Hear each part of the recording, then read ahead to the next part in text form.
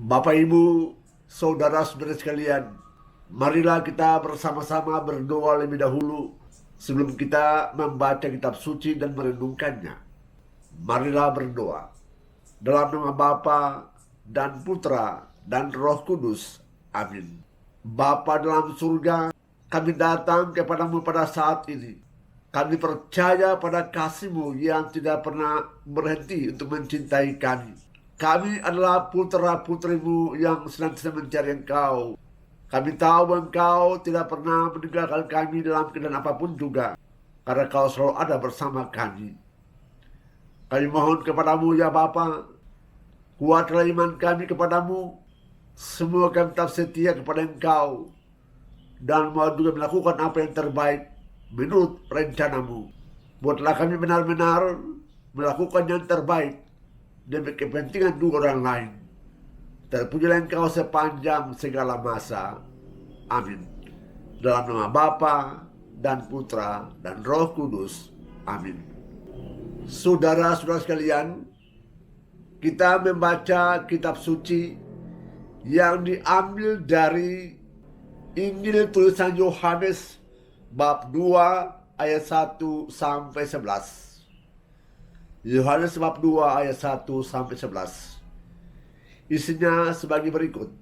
Pada waktu itu ada pesta perkawinan di Kana yang di Galilea, dan ibu Yesus ada di situ.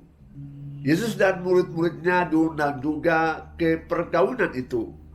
Ketika mereka kekurangan anggur, Maria berkata kepada Yesus, "Mereka kehabisan anggur." Kata Yesus kepada ibunya, "Mau apakah engkau daripadaku, ibu? Saatku belum tiba."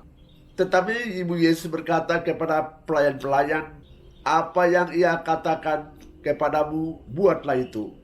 Di situ ada 6 tempayan yang disediakan untuk pembasuhan menurut adat orang Yahudi. Masing-masing isinya 2-3 guyung. Yesus berkata kepada pelayan-pelayan itu, "Isilah penuh tempayan-tempayan itu dengan air." Dan mereka pun mengisinya sampai penuh.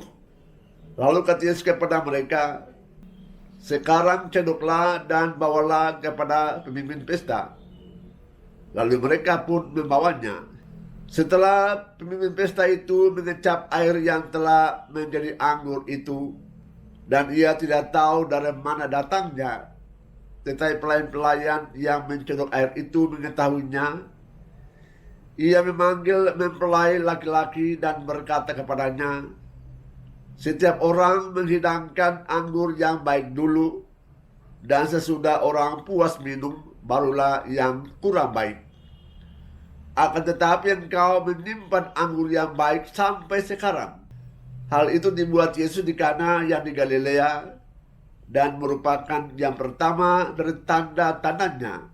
Dengan itu Yesus telah menyatakan kemuliaannya, dan murid-muridnya percaya kepadanya. Demikianlah Injil Tuhan. Saudara-saudara sekalian, Injil kali ini berbicara tentang pesta perkawinan di Kana. Dan kita tahu bahwa kalau memang mengadakan satu pesta perkawinan, didahului dengan berbagai macam persiapan. Orang masuk minta dulu. Sesudah itu percakapan tentang kapan tanggal perkawinannya. Dan pada saat perkawinan terjadi, entah malam hari atau ke siang hari, dilakukan resepsi bersama-sama.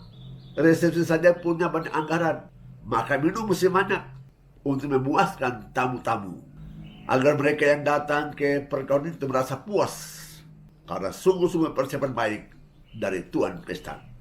Saudara sekalian, kita berbicara tentang resepsi perkawinan. Rupanya banyak tamu yang diundang, makanya tentu saja punya persiapan juga mesti banyak. Makanannya yang banyak, minumannya juga mesti banyak untuk mencukupi para tamu yang diundang. Ya kadang-kadang juga ada orang datang tanpa diundang. Itu karena kenalannya atau keluarganya. Itu wajar-wajar saja. Tapi Tuan Pesta mesti betul-betul menyiapkan secukupnya, agar supaya semua yang datang itu puas sesudah acara itu selesai. Tadi kita mendengar bahwa saat makan sama-sama, minum sama-sama, ada saat tertentu di mana para pelayan mulai merasa bingung. Katanya anggur hampir habis. Padahal masih banyak tamu yang juga mesti perlu minum anggur itu. Tapi anggur hampir habis. Mau apa dengan keadaan semacam ini? Dan lihatlah bagaimana keahlian seorang wanita yang bernama Maria itu. Seorang ibu yang punya kepedulian kewanitaannya, yang punya kepedulian keibuannya, merasakan ada apa-apa yang mesti diselesaikan. Maria kemudian tahu persis ada kekurangan anggur. Dan dia tahu kepada siapa dia mesti mengatakan tentang keadaan yang kurang ini.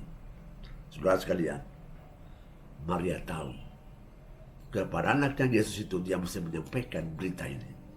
Karena Maria tahu persis siapa itu Yesus, anaknya. Sejak pada waktu pewahyuan pertama kepada dia tentang akan mengandung seorang anak laki-laki, Maria tahu bahwa yang dikandung itu bukanlah sembarang orang. Seorang yang Tuhan utus untuk datang ke dunia ini bukan mencari popularitas, mencari nama. Dia datang untuk kepentingan manusia. Dan Maria tahu kuasa Allah ada pada diri dia. Oleh karena itu pada saat Maria tahu bahwa ada kekurangan anggur, Maria pergi mendekatkan dirinya kepada Yesus putranya itu. Dan dia katakan, mereka kehabisan anggur. Sudah lihat, Yesus mengatakan begini, mau apakah dari aku ibu, waktuku belum tiba. Maria tidak mau mendengarkan kata-kata itu. Tapi dengan pelan-pelan dia sampaikan pada para pelayan, ikutilah saja apa dia katakan kepada kalian, perbuatlah itu. Maria kemudian pergi duduk. Dan Anda lihat, Yesus kemudian melakukan apa yang Maria minta. Ada dua hal yang menarik di sini. Yang pertama ialah Yesus sungguh menghargai ibunya. Meskipun waktunya belum tiba, tetapi ini ibu yang minta. Tentu saja ada hal yang mendesak yang mesti dia perhatikan untuk memenuhi kekurangan itu. Yang kedua, Yesus tahu dia datang ke dunia ini bukan untuk kepentingan pribadi, tapi untuk kepentingan manusia, termasuk juga membantu orang-orang yang berkekurangan, yang butuh suatu hal, dia perlu memenuhi itu. Kuasa Allah ada pada diri dia, dan dia membuat semuanya itu demi kepentingan manusia. Yesus kemudian katakan kepada para pelayan, isilah buyung-buyung ini sampai penuh dengan air. Semuanya mulai penuh. Kemudian Yesus mengatakan kepada para pelayan, cendoklah dan bawalah kepada para tamu. Sudah lihat, tuan pesta mulai merasakan air yang sudah berubah jadi anggur itu. Dia katakan, mengapa kau simpan ini? Padahal semestinya kita mesti minum ini yang pertama. Ya, tuan pesta tidak tahu dari mana munculnya anggur ini. Hanya para pelayan yang tahu dari Yesus yang mengubah air menjadi anggur. Saudara sekalian, inilah mujizat pertama yang dibuat oleh Yesus untuk kepentingan manusia. Krisis anggur teratasi karena bantuan dari Maria, tapi juga Yesus yang mau bantu siapa saja yang minta bantuan dia. Saudara, kita belajar beberapa hal. Yang pertama ialah kontak dengan Bunda Maria. Boleh langsung kepada Yesus apa yang kita dambakan, kita butuhkan. Tapi Maria telah membuktikan bahwa lewat dia kepada putranya, putra akan cepat menjawab kebutuhanmu itu. Namanya mama, ibu. Ibu yang tahu persis tentang pribadi Yesus. Dia tahu kemurahan hatinya. Dia tahu kelembutan hatinya. Dan dia juga sudah tahu kuasa Allah ada pada diri putranya Yesus itu. Relasi antara putra dan mamanya itu sungguh-sungguh luar biasa. Jadi, kalau butuh sesuatu hal dari Tuhan Yesus, datanglah Bunda Maria.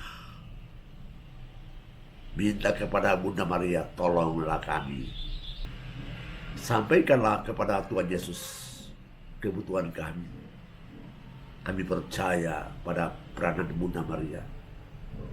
Dan kami juga percaya pada Tuhan Yesus yang selalu datang membantu kami.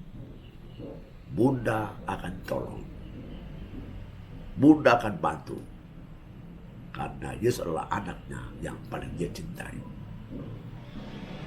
Yang kedua, percayalah pada kemurahan hati Tuhan Yesus. Dia mencintaimu. Dia mau menyelamatkan kau.